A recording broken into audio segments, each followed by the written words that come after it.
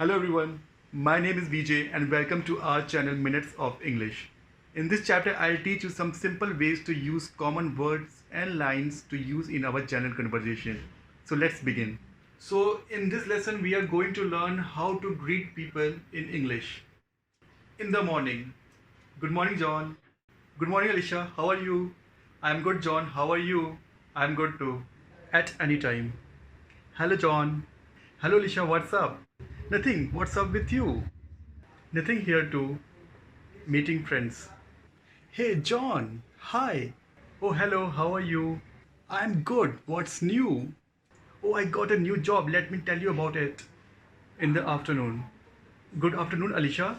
Good afternoon, John. How have you been, Alicia? I have been good. John, how are you? I'm good too. In the evening or night. Alicia, good evening. Good evening, John. What's up? Hey, what's up, Alicia? Thank you for joining me today. Please like and subscribe my channel and also press the bell icon to get a new video updates. Thanks, signing off.